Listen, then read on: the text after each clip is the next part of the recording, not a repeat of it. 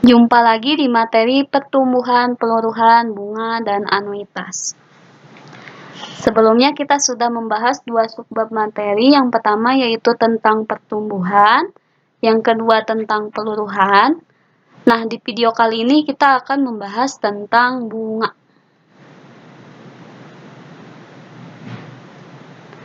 Nah, bunga adalah jasa dari simpanan atau pinjaman yang dibayarkan pada akhir suatu jangka waktu yang ditentukan atas persetujuan bersama.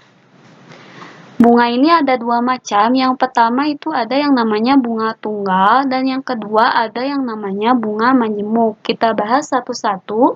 Untuk bunga tunggal ini maksudnya adalah bunga yang diterima pada akhir jangka waktu tertentu dan besarannya tetap. Ilustrasinya sebagai berikut.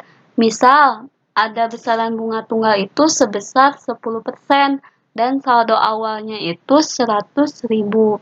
Maka besaran bunga dari 10% dari 100.000 itu 10.000 sehingga saldo akhirnya menjadi 110.000. Nah, di periode berikutnya besaran bunganya itu tidak berubah, tetap 10.000 sehingga saldo akhirnya itu 110.000 ditambah 10.000 menjadi 120.000.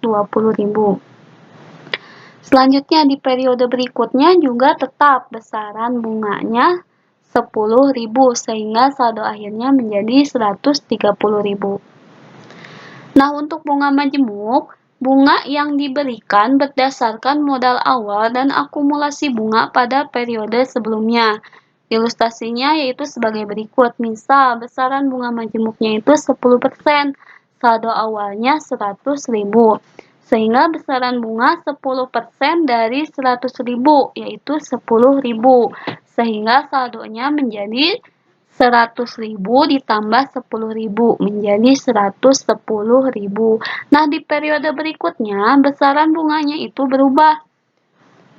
Besaran bunganya menjadi 10% dari 110.000 jadi 11.000 sehingga saldo akhirnya menjadi 110.000 ditambah 11.000 menjadi 121.000.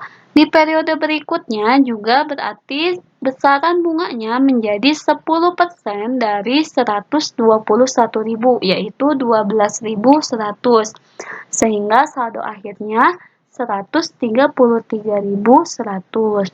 Nah, kesimpulannya untuk bunga tunggal itu besaran bunganya tetap tidak berubah. Kalau dalam ilustrasi ini tetap 10.000 sampai periode selanjutnya juga tetap 10.000. Sementara untuk bunga majemuk ini pada periode berikutnya itu besaran bunganya itu tergantung dari akumulasi bunga pada periode sebelumnya. Jadi tidak mungkin besaran bunganya itu sama. Nah, besaran bunganya itu tiap periode pasti berubah berdasarkan akumulasi bunga pada periode sebelumnya.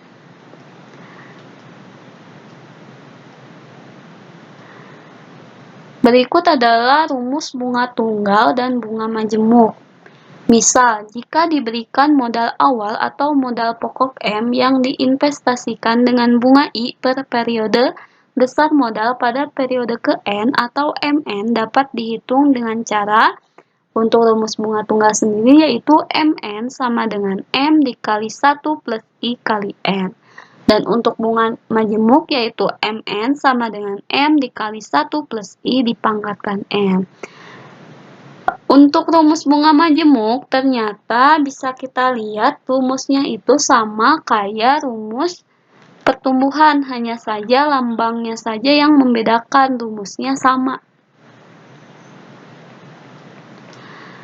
Berikut ada contoh soal mengenai bunga tunggal. Misal, uang sebesar 6 juta disimpan di bank dengan suku bunga tunggal 8% per tahun. Berapa uang setelah disimpan di bank selama 6 bulan?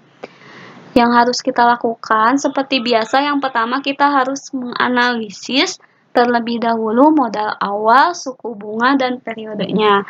Di sini berarti tabungan awalnya itu 6 juta, untuk bunga tunggalnya itu 8%, kita ubah ke bilangan desimal menjadi 0,08 Dan untuk periodenya itu selama 6 bulan. Nah, di sini kenapa jadi 0,5 tahun?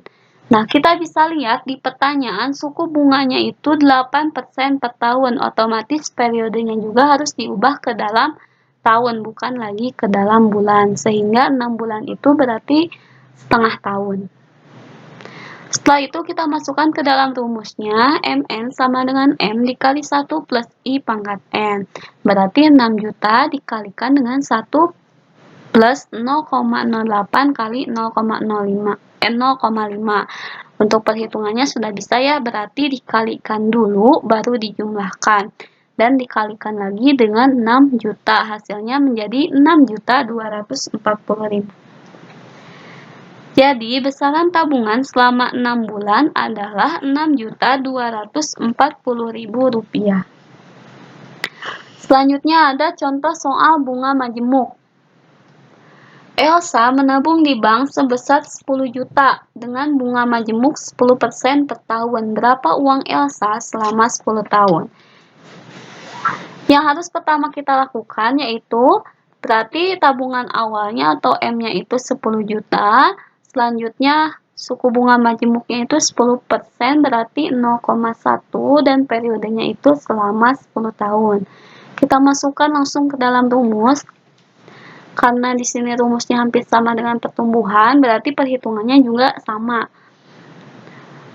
Nah, berarti 10 juta dikali dengan 1 plus 0,1 dipangkatkan 10. Hasil akhirnya menjadi 25.937.424,601. Nah, karena di sini ada terdapat bilangan desimal, untuk komanya kita bulatkan saja. Sehingga hasilnya menjadi uang Elsa selama 10 tahun itu sebesar Rp25.937.425.